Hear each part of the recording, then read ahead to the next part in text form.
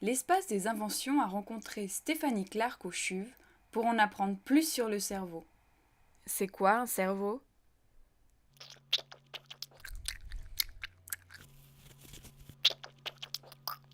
Ça, c'est un modèle en plastique du cerveau, hein. Donc, c'est à peu près grandeur nature. La couleur n'est pas tout à fait juste, mais un cerveau pèse autour de 1500 grammes, 1,5 kg, et il est fait d'une matière très particulière qui nous permet vraiment de bouger, de ressentir, d'agir, de planifier. Finalement, ce que nous le sommes à travers notre cerveau. Ce qui est très intéressant, mais ce qui a aussi des répercussions en cas, par exemple, d'accident. Donc il faut prendre soin de nos cerveaux. Une matière, qu'est-ce que c'est? C'est de la gélatine? Ah, c'est une... lorsque les chirurgiens ouvrent le crâne, ils sont face, donc il y a des enveloppes qui couvrent le cerveau, mais dessous se trouve une matière qui est très délicate. Ça a une consistance d'un flanc presque.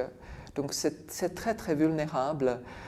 Et d'où aussi justement le problème des accidents. Si quelqu'un se tape la tête trop ou dans les accidents de voiture, le cerveau peut être endommagé très très sérieusement. Depuis dehors, on voit dans le cerveau des parties avec des sillons. Donc ça, c'est ce qu'on appelle des hémisphères. On voit une partie qui a des stries plutôt longitudinales. Ça, c'est le cervelet. Et on a une petite partie qu'on appelle le tronc cérébral. Ce cerveau-là, on peut l'ouvrir. C'est fait pour des buts pédagogiques, et on peut, par exemple, le séparer en deux moitiés. Donc on voit le cerveau droit et le cerveau gauche différemment. Ils sont normalement liés ensemble, collés ensemble. Et à l'intérieur de ces hémisphères, on a des différentes structures qui justement sont impliquées dans les différentes choses que je peux faire, etc. Ils se trouvent dans le crâne enveloppés, tamponné par du liquide qui se trouve juste autour, et dans la plupart des situations, c'est bon. Ça peut jouer des mauvais tours, par exemple dans les accidents de voiture. Si je suis dans une voiture qui heurte quelque chose à une grande vitesse, qui décélère extrêmement rapidement, le crâne s'arrête très abruptement et le cerveau, parce qu'il est suspendu d'une façon beaucoup plus molle, va s'écraser contre ce crâne qui normalement le protège. Et c'est ça ce qui fait les dommages dans la partie antérieure du cerveau suite aux accidents. Où se passe quoi dans le cerveau? À peu près un tiers, le tiers derrière, dans la partie postérieure, derrière du cerveau, s'occupe de la vision. Donc si je le vois, c'est que ces régions-là interprètent l'information que mon œil envoie dans cette partie en arrière du cerveau. Par exemple, pour reconnaître le visage de quelqu'un que je connais, ça implique des régions très particulières du cerveau. Et d'ailleurs, si elles sont endommagées, un patient ne reconnaît plus des gens qu'il connaît, ne reconnaît plus les membres de sa famille lorsqu'il les voit. La partie qui s'occupe de ce que nous entendons se trouve à peu près dans cette région-là, au milieu. La partie qui nous permet de bouger, mais de l'autre côté aussi de ressentir ce que nous touchons, c'est une partie allongée ici.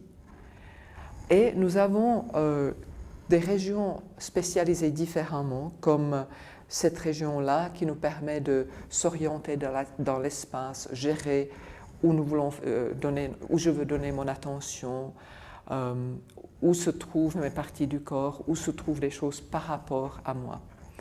Et il y a cette partie tout en avant qui est très sophistiquée et qui coordonne un peu ce qui se fait ailleurs dans le cerveau. Mais c'est finalement cette partie en avant qui nous permet de planifier des choses, de gérer des différentes tâches, de pouvoir nous concentrer, mais aussi de gérer notre comportement. Donc, si j'arrive à me tenir tranquille quand je dois le faire, c'est que cette partie marche bien. Et aussi notre personnalité, comment on est beaucoup géré par la partie antérieure de notre cerveau. Un cerveau contient environ 100 milliards de neurones. Les neurones sont des cellules à travers lesquelles les informations circulent.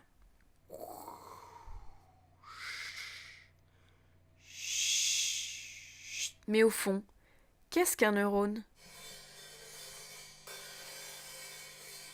Un neurone est une cellule, donc une entité qui a une partie qu'on appelle le corps, où il y a le noyau qui contient l'information génétique et d'où partent plusieurs types de prolongements. Un de ces prolongements s'appelle l'axone et c'est le lien, le fil vers d'autres neurones. Et souvent on distingue, on parle du corps cellulaire et de son axone. Parce que le corps cellulaire peut être à un endroit et l'axone peut aller jusqu'à presque 50 cm plus loin. Les axones des neurones qui s'occupent de la motricité, donc ils ont leur corps cellulaire ici, donc les neurones, et les prolongements descendent à travers l'hémisphère, à travers le tronc cérébral, à travers la moelle, jusqu'au niveau qui gère, par exemple, le doigt ou le pied, etc. Donc effectivement, il y a des neurones ou des ensembles de neurones, des neurones qui sont en réseau, qui sont utiles pour une chose, mais ils ne sont pas dédiés qu'à cette chose-là. Donc je n'ai pas que des neurones qui sont séparés pour le vélo, des neurones séparés pour le ski, des neurones séparés pour la grimpe, des neurones séparés pour le volleyball, mais il y a des neurones qui participent à plusieurs types d'activités ou gérer plusieurs types d'activités. Alors les connexions entre les neurones s'appellent des synapses, ça vient du grec, ça veut dire justement quelque chose qui permet la communication et c'est des endroits clés dans notre cerveau. C'est là où un neurone peut parler aux autres et finalement ça assure la communication dans un réseau de neurones qui est important. À quelle vitesse circulent les informations ? L'information circule extrêmement rapidement. Par exemple, du pied jusqu'au cerveau, c'est moins de 100 millisecondes, donc moins qu'un dixième d'une seconde. Si je vois quelque chose, c'est déjà 20 à 40 millisecondes plus tard que ça aboutit dans les parties du cerveau qui s'en occupent. La même chose pour ce que j'entends. C'est extrêmement rapide. La mémoire, c'est dans le cerveau. Mais comment ça se passe ? Nous avons différents systèmes de mémoire dans le cerveau. Il y a une partie de mon cerveau qui s'occupe des habiletés. Faire du vélo, faire du ski, pouvoir lire en miroir, etc. Ceci est, quand c'est acquis, c'est souvent acquis pour très longtemps, sauf s'il y a un problème cérébral. Une autre mémoire nous permet d'emmagasiner des connaissances. Donc un vocabulaire d'une langue, de savoir les capitales des différents pays, de pouvoir faire les calculs ou des tables de multiplication, etc. Cette mémoire-là est stockée dans d'autres parties du cerveau, des réseaux qui la soutiennent sont ailleurs dans mon cerveau que celles pour les habiletés. Et en plus, on a encore d'autres types de mémoire qui me permet de me souvenir des événements particuliers. Donc, qu'est-ce que j'ai fait hier, qu'est-ce que j'ai fait Noël passé, comment était mon premier jour à l'école, etc. Donc, même si c'est il y a longtemps. Des événements très particuliers. Et de nouveau, ces souvenirs-là dépendent des réseaux, des neurones qui sont encore dans une autre partie de mon cerveau. Donc, mais le principe du fonctionnement, que ces réseaux se reconstituent lorsque j'apprends quelque chose de nouveau, que ce soit la signification d'un mot, un souvenir personnel particulier ou une habileté, les mécanismes sont très similaires dans ces réseaux. Est-ce que le premier de la classe a un cerveau plus gros que les autres ? Notre intelligence ne dépend pas de la grandeur du cerveau. Le cerveau a à peu près 1,5 kg, donc ça pèse 1,5 kg, mais ça peut varier entre 1,1 à 1,6, 1,7.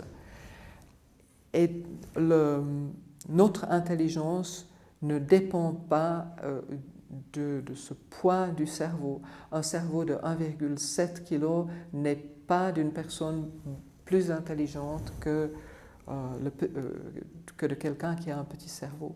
L'intelligence, ça ne se voit pas dans le cerveau. On peut voir notre cerveau en passant dans une résonance magnétique ou un scanner, et on peut avoir des images presque comme ça du cerveau d'une personne. Et en regardant ce cerveau, on ne peut pas dire ça c'est une personne intelligente, ça ce n'est pas une personne intelligente.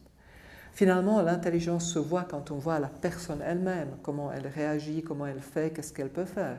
Ce n'est pas en regardant le cerveau qu'on puisse le dire. Et vous, Stéphanie Clark, qu'est-ce qui vous intéresse dans le cerveau ? Un cerveau, c'est quelque chose de fascinant et ça vaut la peine de le comprendre. Pour moi, en tant que personne, c'est quelque chose qui me permet d'être ce que je suis, de faire ce que je veux faire, ce que je dois faire, de planifier mon avenir, de vivre mes sentiments.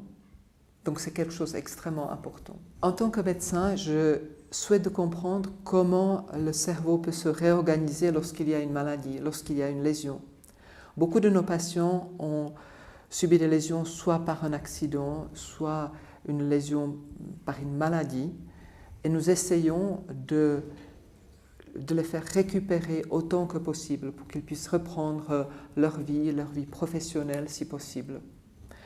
Le cerveau adulte peut se réorganiser passablement. Il y a des patients qui ont des lésions dans la partie du cerveau qui s'occupe de la motricité, qui au début ne peuvent pas du tout bouger, par exemple un bras, et qui, avec les semaines, voire les mois, peuvent recommencer à l'utiliser. On sait aujourd'hui que c'est d'autres parties du cerveau, donc là où il n'y a pas la lésion, qui peuvent s'occuper de cette motricité qui est retrouvée. Et un réentraînement très ciblé, très bien organisé, peut le faciliter. C'est la même chose pour d'autres aspects. Lorsqu'on a une lésion de la moitié gauche du cerveau, c'est le langage qui peut être perturbé. Il y a des patients qui tout d'un coup n'arrivent plus à parler ou plus à comprendre de ce qu'ils entendent. Et de nouveau, avec une rééducation, on peut les aider à retrouver la parole, retrouver le langage d'une façon plus ou moins complète. Et là aussi, le cerveau se réorganise, utilise d'autres parties pour soutenir le langage.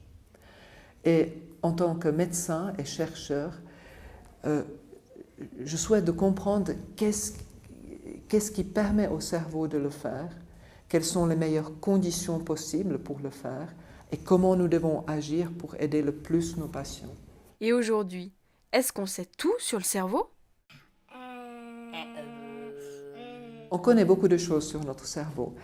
On commence à comprendre assez bien quelle région gère quelle fonction, ou comment je peux faire les différents aspects de ma vie quotidienne. Par contre, les mécanismes précis ne sont que partiellement compris. Comment exactement se forment les synapses? Comment est-ce que je peux les changer lorsque j'apprends quelque chose? Qu'est-ce qu'il faut? Ce n'est pas très clair. Aussi, nous ne comprenons pas dans tous les détails ce qui se fait dans les différentes maladies.